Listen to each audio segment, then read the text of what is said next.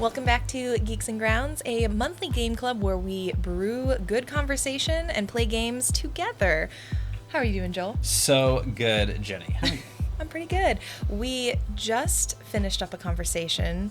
Well, actually, I shouldn't say we finished up a conversation. You're about to hear a conversation with Pete and Scott from Fuzzy Ghost. They're a pair of animator boyfriends. Do we read this in the intro? Yeah, this is the official bio from their itch page. Fuzzy Ghost is a pair of animator boyfriends who are just trying to make the video games they want to play queer and joyful and with meaning.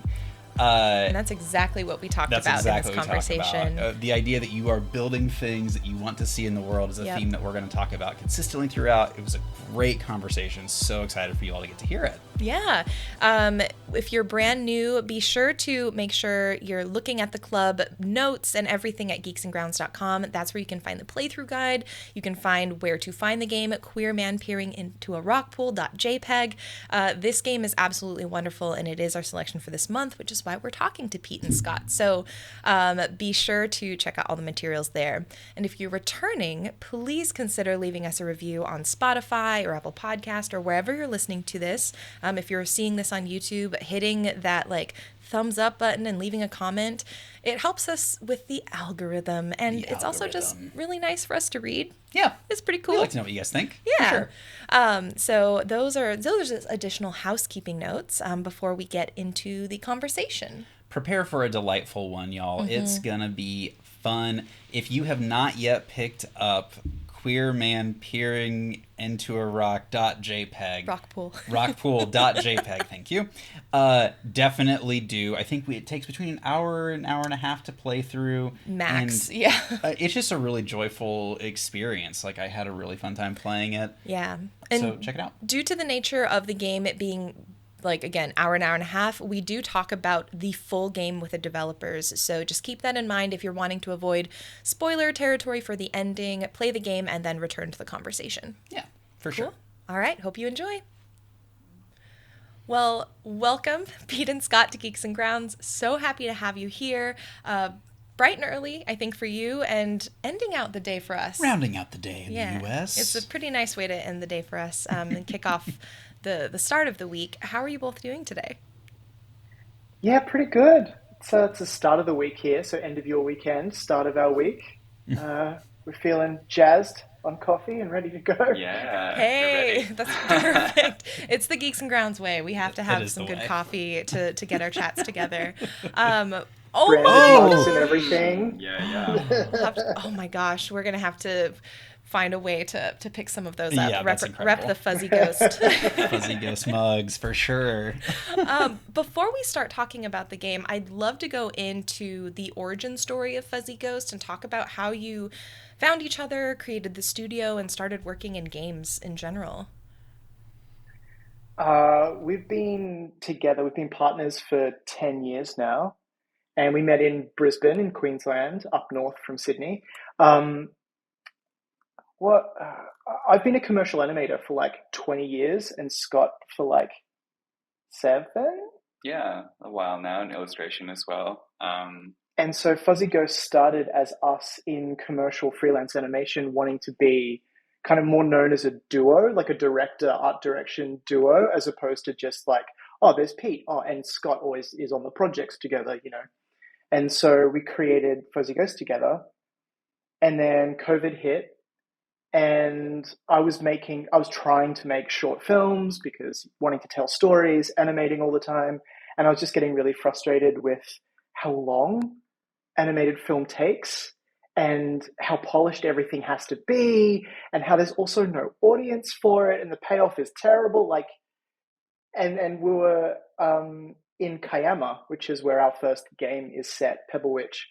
And Scott was like, just try making a game. Stop whinging about it. I was like, I guess I'll see. And so 3 months later of let's see if I can do this, we'd made Pebble Witch and kind of just never looked back, really. Yeah, the reception was so warm. It was so exciting to have people respond so quickly and get so into it. And especially compared to short film. Yeah. That's really interesting. You have the perspective of film going into indie games, because when I think of, indie games is already such a niche, I feel like, but I guess I'm also not familiar with the indie film side of things. So it's really cool to hear that you're coming in with that perspective. Yeah, we're And very also much film kids. perhaps a bit sad that mid-pandemic, Scott forced you to follow through on a dream. That, man, how the audacity of that. It was a good, like, like, bad in many ways, but we had some government support in Australia, which was really nice. That really helped. So it was a perfect time, really, to switch careers, as a lot of people have done. Yeah. So, yeah. Yeah. Well, and the game itself feels, it felt very timely. Like when I played it, I was like, this feels like a game that speaks to me, not simply on like just a general level, but specifically as someone who also recently also went through the pandemic and also like stayed at home, pretty isolated from a larger group and society and community. So it was really interesting to play, and we'll definitely talk more about that. Yeah, for sure. It's interesting. I think one of the things I'm so excited to dive into with the two of you as we explore some of the themes of the game and the inspiration that you drew from is, I think people point to the games like Death Stranding as this surprisingly like prescient game that it's almost like they knew that this thing was coming. But it's like it's such a literal experience. Whereas I felt like what we got to experience with Queer Man was just a more thematically connected experience to the pandemic and the experience of isolation. Yeah, I think so I just want to be clear that Queer Man was not the 3-month game. It took 18 months, a much longer time, and much more like deeper into COVID as well. It was a response to a lot of those things, definitely. I think Animal Crossing came out during it, and everyone loved it, and it was such an amazing communal kind of time, and I really loved that. Pete's routine and all the pleasures of that. So I think that was one of the starting points, was the pleasure of routine and the safety and the warmth and comfort of routines, and then just subverting and playing with that stuff. Yeah, because originally Queer Man was going to be slower, because we love slow cinema and routine and just seeing daily life. And Queer Man, for so much of development, was this daily routine and just doing laps around the island and seeing what's changed, what's washed up on the shore. And I mean, it didn't end up that way for various reasons. But that routine in the Animal Crossing was definitely an early.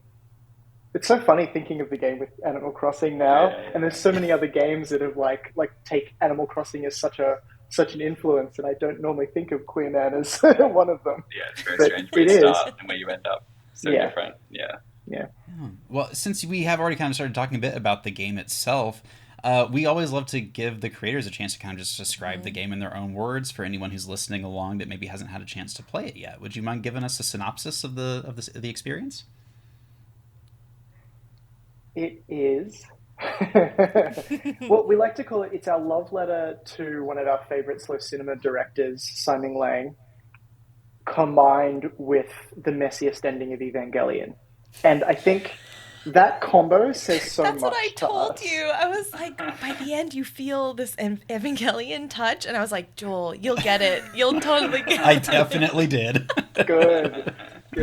Oh, that's awesome. It's been really fun watching streamers play, and then like at the start you get like a glimpse of some of like the Ava hands coming out of rock pools, and they're like, that looks a bit and then by the end they're like, this is just Ava everywhere, it's just Evangelion everywhere. When you see like the cross type experiences, I won't spoil the big event there, but man, I was like, this feels like it could be a literal follow-up to the last episode of the original Evangelion, and it's just like, forget all the characters you know from that story. We're going to tell the story of just a completely unrelated person that's just living their best life, living a life after the big events of that game or that show. Yeah, because we'd done a rewatch, I think maybe during production or just before. The series and the rebuilds after that, yes, was mid-production. So we'd just spent like a month or two just like deep rewatching Evangelion.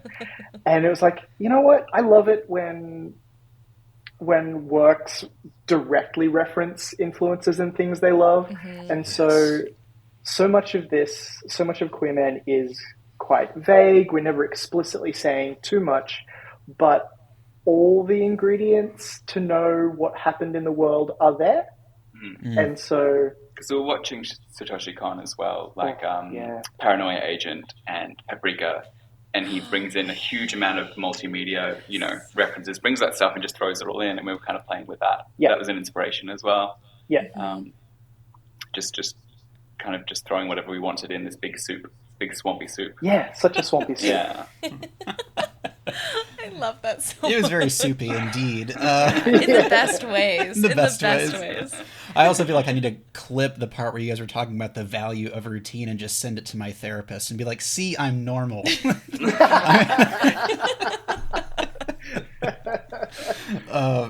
Because there was a degree of comfort.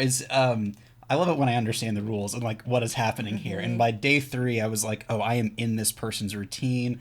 I am eager to like, go explore my little buddies inside the ponds, the rock pools.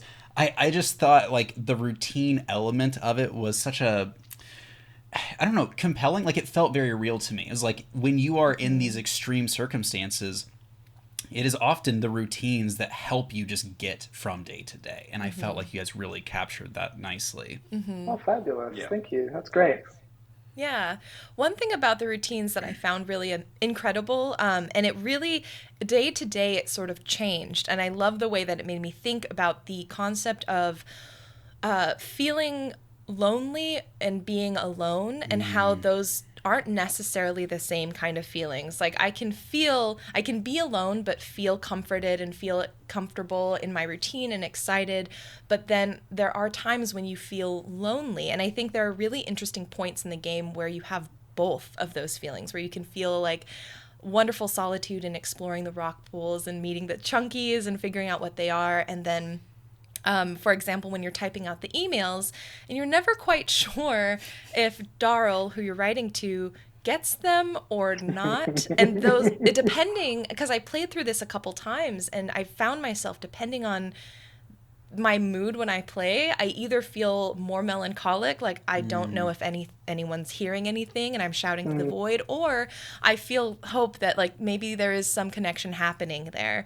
I'm curious for you two, did you have anything you were trying to work through, or what are your thoughts about loneliness versus solitude and sort of the feelings around that, especially during the pandemic?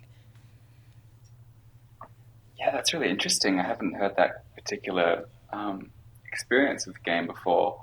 I think I think communication was a big part of it, and different forms of communication, and particularly like maybe over the internet, that kind of, sometimes it's communal, sometimes it's very lonely. So I think that was definitely an aspect in terms of, and speaking to the void, as you said, like whether anybody hears was a consideration. I think we also, I remember early on we were trying, and the reason, like we tried to not, we're very wary that you can easily fall into that like Scando, lonely, cold beach vibe with this kind of surreal, existential kind of thing. And we really didn't want to hit that. And so that's why he would just talk to things all the time and like embody like the Chunkies, where we wanted them to feel like pets. And but like they don't really do anything. It's like the most passive cat you've ever seen. Like as far as a pet goes, I mean, I guess. About that loneliness, we definitely didn't want it to, like, we'd had years of COVID at this point. The last thing we wanted was to feel more isolated, but we also really wanted to talk about, like you say, like being on your own and isolation, I guess. Yeah. It's interesting too, because as you're engaging with this character and experiencing the world with them, you learn how much how much he misremembers and how much he doesn't even remember that he's missing out. Like, oh, I'm hungry. I forgot about being hungry and that kind of experience. And I wonder if there's an element of that with community as well, that like maybe he didn't really remember that he was missing out on that community. Not that he doesn't constantly, he definitely references Darl and like a desire to be with Darl consistently. But I think there's something there. And you guys don't have to burst my bubble if you don't want to. As I've been like researching the game and learning more about you two, it seems like you're very much into the you get to experience things from the story that you pull out of it, and I really appreciate that about your approach to this game. It really hurts to not just bring out this is exactly what it is, bam! But that absolutely diminishes, so I'm all my self-control.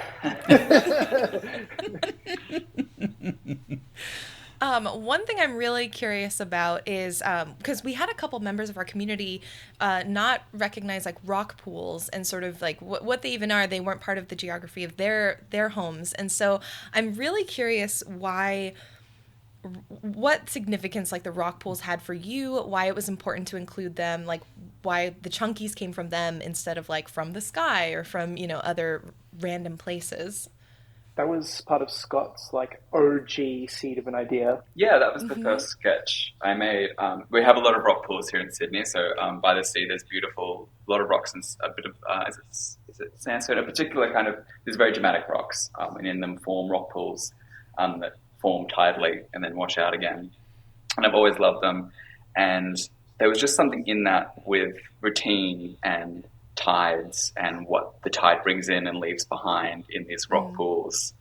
And it's both like fresh and exciting, but also things get stagnant and weird and covered in mold and algae and, all this muck. So it all started there.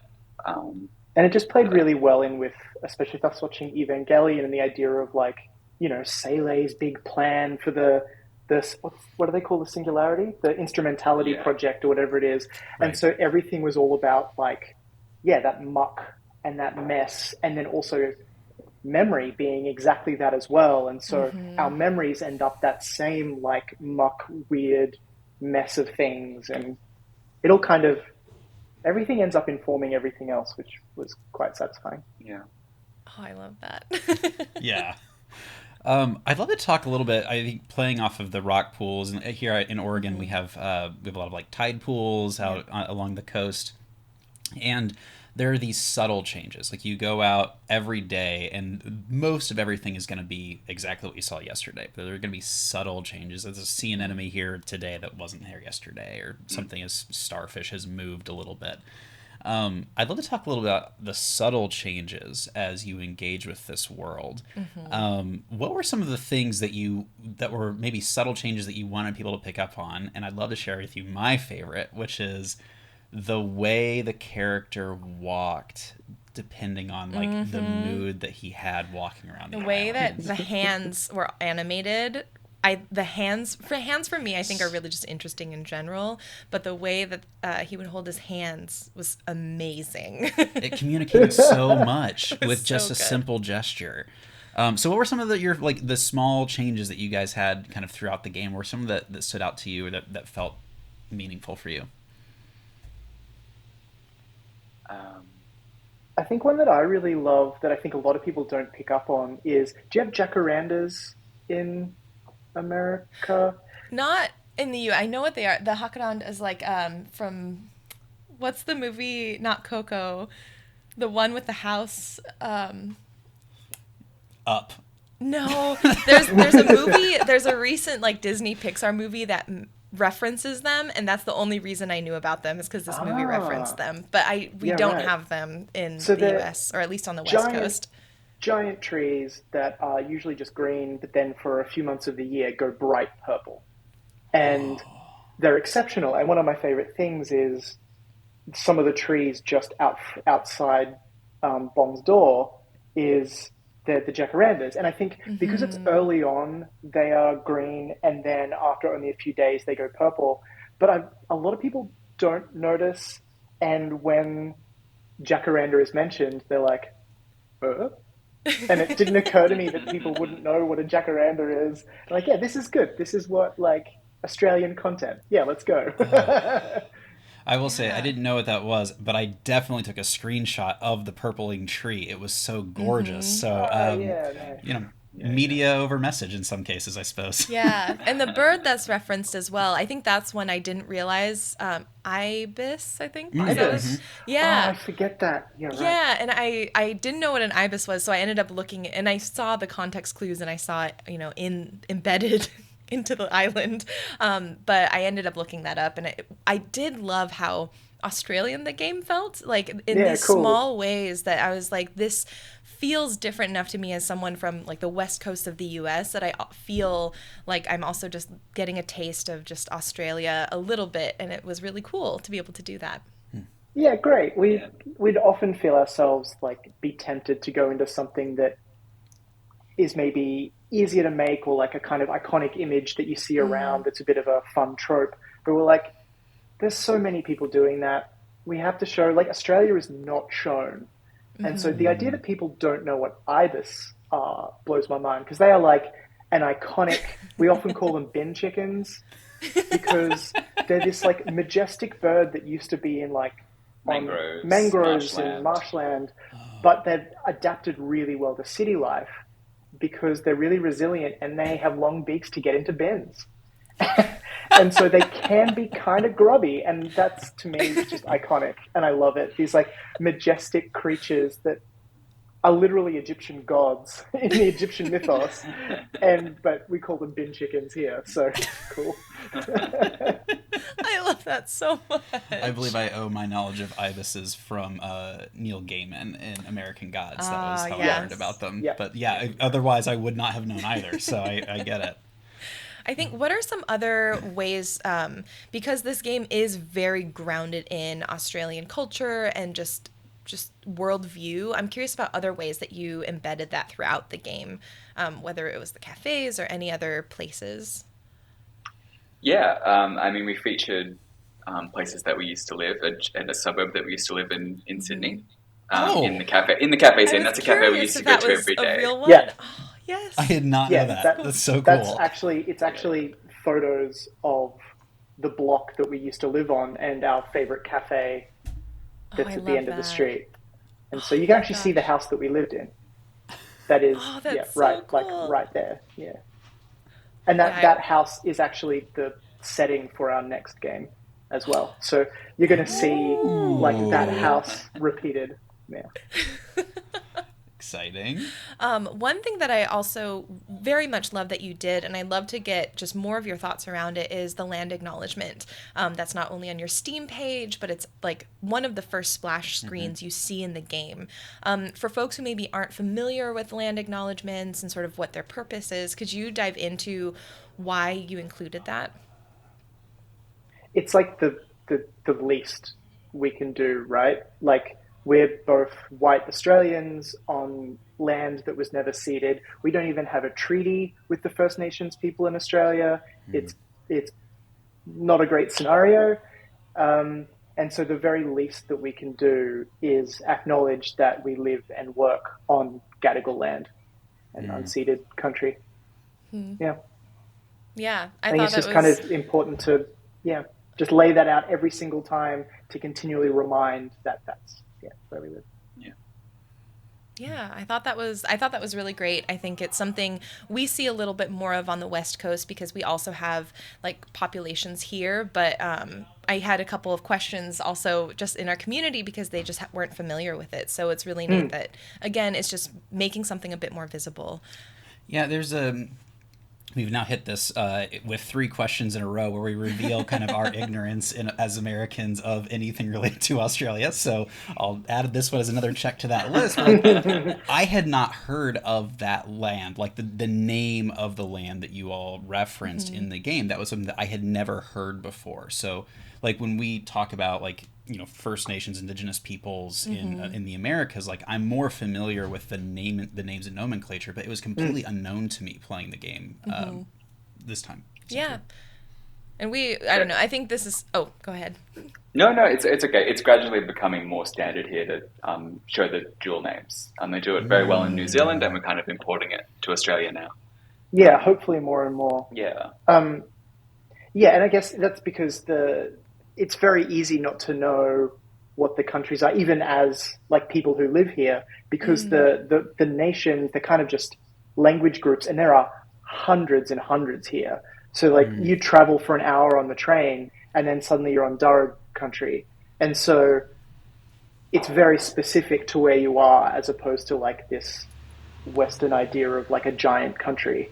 It's not like that. So there's just hundreds and hundreds of names, and what you reference will be dependent entirely on your address. Yeah. It was really cool. I think what has been exciting just in terms of Geeks and Grounds and the games we've been playing is with each game, because we've played games from a variety of places in the world, I've been finding myself learning more. We played A Space for the Unbound, which was set in Indonesia. And so we learned a lot about just sort of Indonesian culture just through playing the game and talking with the developer. And I think this was another case where, again, like Joel said, I wasn't familiar with just the indigenous population in Australia. And so having the land acknowledgement there did get me to go and do a little bit of Googling and doing a little bit of reading. And so thank you for putting that there just so that we could ask the questions that we didn't even know were available, I think we're going to start seeing more and more Indigenous-led games coming out of Australia. We're going to start getting some more First Nations content. Our big funding body just announced some good funding for the next few years that is deliberately for First Nations game devs and keeping their studios up and developing their games. And so it's really exciting to think we're going to see some perspectives from that, some stories. It'll be rad. That's really, really cool. That's super rad. It's great to hear as well, like playing games from different countries and then getting into and researching things, because that's one thing I love about all art forms, the big web of references, the places you can go just from looking at one game, one movie or anything. It's really great. One thing that I thought was really cool also about the game, speaking of just different perspectives, it's in the title, Queer Man Peering. The game is just unabashedly, is queer. It is a queer game, but it's not something that's a plot point in the sense of like, we are going to go through like gay trauma, or we're not going to go through like this reckoning where we're going to come out and things are happening and it's all because, we're gay. And I'm curious, it felt intentional, but I'm curious, what was your thought process as you were creating this game and you were making it, as queer people in this industry? We grew up watching films where if there was gay characters in it, let alone gay-centered characters, it would end in a beating, death via a disease, or just straight up murder, or that at least be sad. And while those stories are important to be told, we're very tired of these stories. And even when the stories aren't that, the stories often now are coming of age tales and things like that. I'm like, I'm a 39-year-old man. I am done with those stories. I don't need to hear. And like, more power to you. Good job, all the people that are getting a lot out of those stories. But like, there's so much more to being queer than the discovery that you're queer. And so we just want to, we came up with the motto for Fuzzy Ghost, which is just more blokes smooching. And so that's like our ethos, where we will always center a gay male and more bloke smooching. Yeah. I think that's a great motto. I stand behind it too. Every game, please. Which you brought up another point, which I loved, and that's the protagonist is this, I think in the Steam description, it even says like a middle-aged queer man. And so the middle-aged struck me because so often, Evangelion's one example, you've got like 15-year-olds at most, saving the world and fighting God. And I'm curious about having a middle-aged, 30-something-year-old protagonist. What was what were your thoughts behind that? I think, I guess biographical in a way, because we're kind of getting up towards those ages now. But also just hadn't seen it before, was really interested in those stories. A lot of the movies that inspired the game came from were about people around that age group and things like that. And I think, it was just, you don't see these stories. And when you start to think about it, there's such a huge array of stories and people that aren't talked about. So we were really motivated to just dive in and explore and try it out. And also that lack of, you don't need to, he's found himself. He knows who he is, all this stuff. And so you're just dealing with what's in front of him.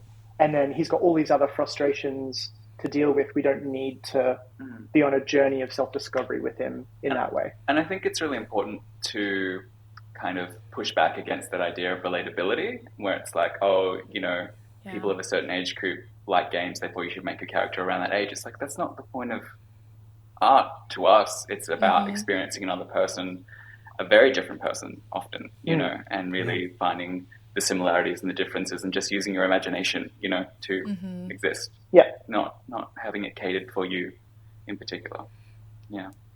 Yeah, we're both former teachers, and we've talked about this a few times, how so much of our work as teachers was building empathy and understanding of other people's stories. And I feel like because you didn't have a story that was like a journey of self-discovery where a middle-aged man realizes he's gay, it's more like, no, this is just who he is.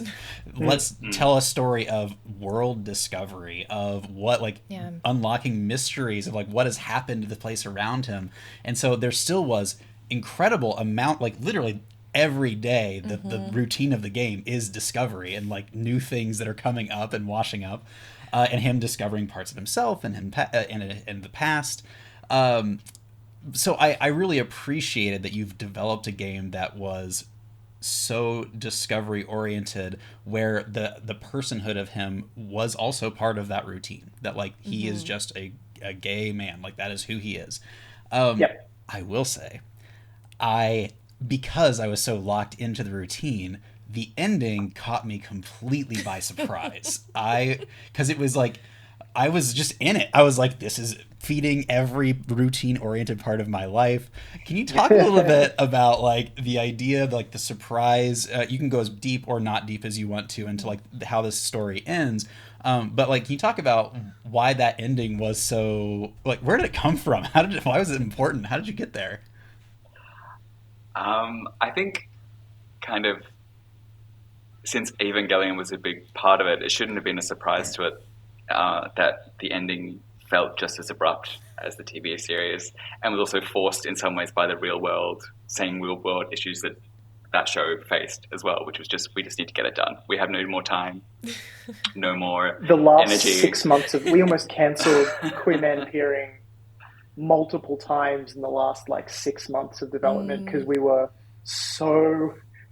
was so hard to make, and it was so hard to make work. And the first 3 days of the game we'd remade in completion about 7 times.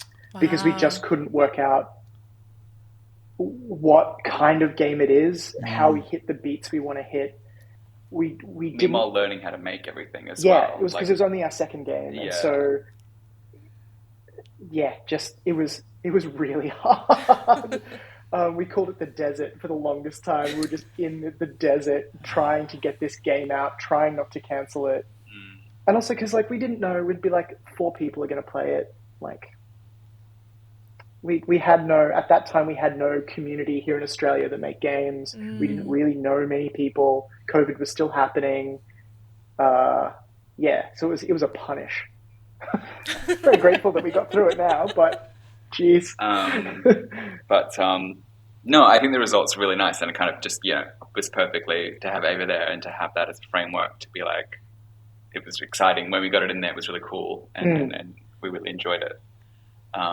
In the end, I didn't think people would be so surprised by it ending, to be honest, because to me the penultimate sequence is such a it changes. It's all very different, and to me that we were trying to make that as this is that the weirdo ending before it gets to the end. But I've seen people playing it and they're like, oh, the credits come up and they go, oh. I'm like, oh no. Jump scared by it. I should maybe clarify, it didn't surprise me in that way. I wasn't oh my God, the game's over. It was more there was so much optimism at the end of this game, at the end of the world. Mm-hmm. And like, I think because like the first day you learn like the world has basically ended, you know, I was like, it's the road, it's Cormac McCarthy, like it's not gonna be happy. And you left us on with such a taste of optimism at the end, and it was the optimism that like really took me by surprise. Mm-hmm. Oh, good. Oh, great. And that was one of the reasons. Oh, I was going to say that was one of the reasons why I felt like it was really important to play this game just for this club and for the community that we have, because again, it's not just I think when folks initially dive in, it's very easy to think, oh, I think this may end up being a sad game. I think I may, I think I might cry at the end of this. We pick a lot of sad games. We pick a lot of sad games too. So there's that. But I think that's what struck me is exactly what Joel said, is at the end of the game, when all is said and done, you leave and you feel hopeful for the world. You feel hopeful for both of these characters who have found each other and like who clearly care deeply for one another. And I think that's really beautiful. And so, yeah, really excited to hear more about your thoughts on the ending. Yeah, great. I'm so glad you both experienced that, because that was very much one of the starting points was I guess our reaction to having so many apocalyptic games and shows and media that we felt didn't really depict how people would respond. Like, people always have a sense of humor. I think even in the darkest times, people make a joke, or people just like, you fall over in a ridiculous way in the most devastating moment of your life. You stumble, you might bump into something. So we started from that point where we wanted to do something apocalyptic, but have that humor and that joy that it felt. And I feel like it's a very modern trend to conflate meaning and like depth of meaning with sadness, bleakness, monotone. Like, it's not important if it's not sad. It's not. And I think that's a bit of a like. I blame HBO a bit for that. That sense of like, it's important because it's cruel, or it's, isn't it edgy? And like, no. Like, there is so much, we put so much into this game, and it stands for so much, and it means so much, but it is deliberately joyful, and it is deliberately buoyant and silly and absurd. And it can be all those things. And it is all those things, I think. And we're just making what we want to see in the world. Brilliant. Oh, that's a wonderful sentiment. And I think it's something that I think a lot about just with sort of games in general and joy, and how in a lot of cases we talk about this I work with the Wholesome Games team, and we talk a lot about how joy is also an act of rebellion, especially in times like these, and to create joyful, optimistic content is sometimes the strongest act that you can take, especially in hard times. So just that no one needs to be pushed any further down, especially queer people. Like, we don't need that. And so just the buoyance, please. Yeah, I love the idea of buoyancy. I think that's a word that I hadn't thought of, but as soon as you said it, I was like, yeah, that really does describe the game. It's very buoyant. In many ways. In many ways. The whole house floats at one point. I mean, buoyant is the word. Yeah, true. Can we talk a little bit about the game aesthetic? We were so curious about like how the aesthetic of the game came about for people who have not played. You have a lot of vibrant colors, striking. And then you also have these like very crunchy pixelated images, or like an actual image that's been stretched out. Can you just talk a little bit about the inspiration for that? Like, where did that come about? All kinds of places. I think we were watching just playthroughs of games that we used to play when we were kids. So Super Nintendo, 64, PlayStation 1. And we wanted to have those in the game. We didn't want it to be the whole game. I guess it comes back to like collage. I was thinking of collage, and if you were collaging different games and all these different... And also the idea of memory. And so because what he's doing when he remembers things, like, is he then also manifesting it? I don't know. But the idea of like this world being created by the way memory works, which is a mess and not cohesive. also practically, doing that means you don't get caught out in this like verisimilitude and like perfection of art direction.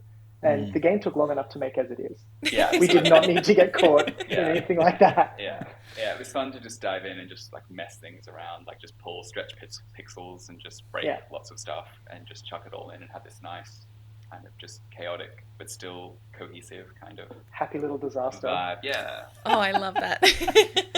That's so funny. It reminded me like the first time you like clear away the pixels to unveil this like memory item. It reminded me the sensation that I felt was the sensation I remember feeling as a kid playing in Microsoft Paint in the 90s, where it's like, oh, like I can like drag this thing around and get a brick pattern that just covers the whole screen, and isn't that fun? Just like it's just that like it was unexpected and it was fun. It was such a cool experience doing that.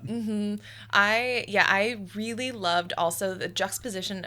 If I'm remembering it correctly, my memory could be false and I could just be making this up, but it felt like the character model was smoother and had a very different like feel than the world around him, which was interesting. Like it was very pixelated around him, whereas he had this like sheen. And I thought that was also a really interesting contrast between him wandering through and then picking up these things that are also kind of that jumbled mess. Yeah, we didn't want him to feel too cold and video gamey himself. And so like he's got the fur jacket and he's got like he actually has quite a advanced skin shader so that like, you know, the light goes behind, you can see the light shining slightly through his slightly translucent skin. I think it was about or having that warmth of a human kind of connection in all this randomness, so it didn't feel like it was pure chaos. So you had this kind of really warm character to spend time with, and then a love kind of story as well, in amongst all this mayhem. Yeah. It's really effective because again you're with him and you're sort of watching him as you explore this whole time, and I couldn't take my eyes off him. It was so cute and just like I loved just spending time with him. Just what I'm curious about, just kind of hopping back to the furniture and sort of manifesting, I think that was just and this is probably not going to get an answer because this is one of those things I think was left open. But I'm curious about the relationship of what objects popped up. And was this something that he guided primarily, or were those objects already embedded in the Chunkies and he just revealed them? And I don't know if you can answer this. I hadn't even thought about this. This is okay. I see the lean back. So I feel like the sequence around the kitchen, I think, is as close as we get to answering that. Gotcha. Okay. There's okay. We'll leave it at that. We'll let people chew on that then. Well, I think there's something about like you are entering a world and it just is what it is. And so maybe that's why it didn't even occur to me to question that, because I was like, if I go into the ocean too deep, I'm going to turn to sea foam. Obviously, it is clear. You know what I mean? So it's like there are some things. This happens literally every time where it's like Joel doesn't see something obvious. They're like, "Hey, maybe you should think about this." And now I found my one for this game where it's like, "Oh, you should maybe consider the why at some point during this game." Maybe you just naturally made peace with Schrodinger's Chunky. Yeah, exactly. That's all it is. Schrodinger's Chunky. Oh, I love that. Well, I'm curious if the mechanic is you were able to manifest and furnish your own world then with these Chunkies. I was just really curious what Chunkies you would want to have in your house that you unravel and unpack. Oh gosh. I think I loved the idea of like popping the Chunky and being like, oh, I guess that's going on my wall now. I kind of love the horror of that. Otherwise, the pressure. If I get to choose, oh boy. Yeah.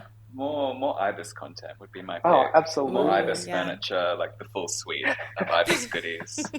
Ibis fridge, Ibis couch. Yeah. It would be amazing. Yeah, I would never say no to that. Oh man, I can't even imagine what I would...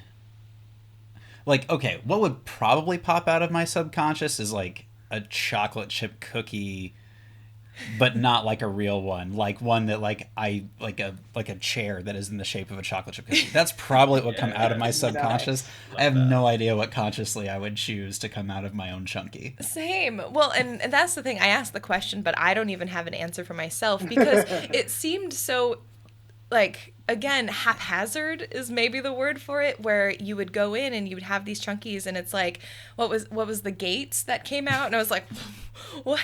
These, okay. And then a pear is another one, but then you have a chair and then like a small table. So it was very like, it was so chaotic, but so wonderful because you get the sense as a player, you're like, each of these means something. There is a connection here, but there's not really a rhyme or reason to like the order in which things are coming about. Yeah.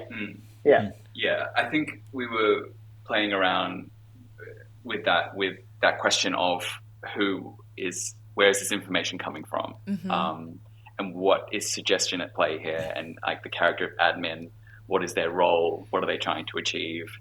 And our Bong, the main character's memories, all their own, or someone else's, or other people's, or all these kind of questions were like, what influence? Much like memory, like what influences memory? Are they your own? Are they shared memory? All that kind of stuff was kind of in that zone, in that creation process, I think. Ooh. This is going to be perhaps a way hyper-specific and niche poll, but I'm just going to tell you the very first thing that I was thinking of when I first met admin, and I'd love to know if you guys have ever experienced this particular media. Have you ever watched the show Reboot?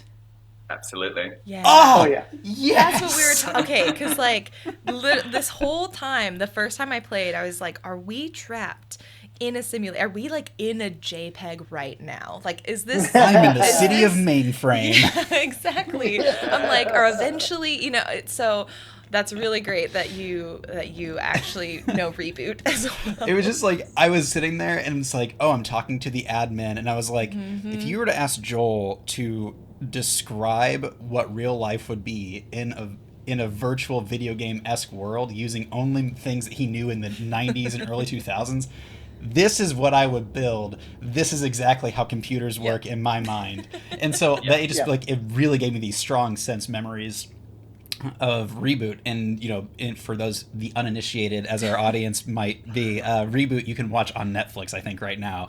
It was like a Canadian original animated. And it's like the first ever 3D animated CG cartoon back in like the late 90s, early 2000s. Oh, it was so cool. I was like, this is the future. This is so cool. I was so into it. Loved it. It was definitely one of the go-tos for us. Yeah. Thinking of the game. Also in terms of just bonkers aesthetic, like that's some nasty CG. Yeah. Okay, so maybe for the uninitiated it might not hold up, but in my memory it's pristine.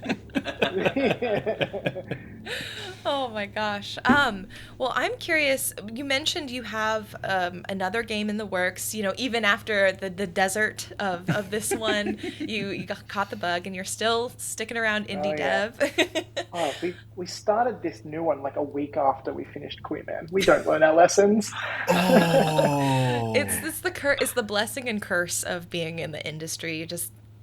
We're here. Can't not. Yeah. They say that there's like, after a person gives birth, the hormones that flood their body repress their memory. About that. Is that okay? Yeah. And that's what happened here. A week after giving birth to this game, you're like, this was really great. We should just start again right now. Yeah.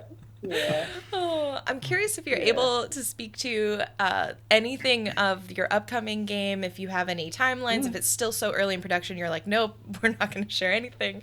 No, we are deep in production. It's called Janet Demornay as a Slumlord and a Witch. And it is best title. It's a comedy horror set in a share house in Sydney, where you're kind of it's about being a renter in the 21st century and the horrors of what that means. And you're kind of being haunted by your landlord, who is she's a fated TV shopping network channel star, and also a witch. This sounds amazing. This sounds incredible. Well, we'll definitely be keeping an eye out for more news about that. We hope to have some more details about it October, I think. Yeah, have an announcement. Nice. It's Melbourne International Games Week in October, so we'll... Yes, yeah. Oh, that's like the one sort of festival that I'm really hoping to try and make it out for. I haven't gone yet. It's so good. I've heard amazing things about it. So for folks who would like to stay in touch, keep an eye out for your next project, where can they find you? On Twitter, we're _fuzzyghost_. Our website is fuzzyg.host. It's very hard to verbally say it, but it's just Fuzzy Ghost with a dot in it. Like Janet's up on Steam. Yeah, so you can find very early teaser trailers up on there. So. Yeah. Oh, cool. We'll have to spotlight those for sure. Yeah, we'll definitely link to those so folks can wish list it and check it out. Thank you so much for today, for hanging out and enjoying a little bit of coffee, a little bit of conversation. It was so really lovely to be able to chat with you both. Thank you for having us. Thank you. Thank you so much for all of our listeners for joining us today. We really appreciate you joining us. Hopefully you enjoyed hanging out with Scott and Pete as we talked about Queer Man. And thanks to the devs for joining us today as we were hanging out. Yeah. Remember to visit geeksandgrounds.com. That's where you can get all the materials about the club. Sign up for the newsletter, which is the hub for all the info going out for all of the weekly newsletters. We release them every Tuesday, morning PSTs, and in various time zones at whatever time 7:30 a.m. PST is. You can find our social channels for Geeks and Grounds on Twitter, Instagram, primarily, and it's just at Geeks and Grounds. And where can folks find you, Joel, if they'd like to find you? You can find me at My Grand Falloon. And how about you, Jenny? Folks can find me at Kimchica on Twitch, YouTube, and TikTok, and then at Kimchica25 on Twitter. Thanks so much for joining us today. As we part, I'd like for you to look into your mugs. I'm rocking a Foxy one today. Are there any Chunkies? When you peer into your mug, may you find Chunkies, and may they be pixelated with exactly what you need. See you all later.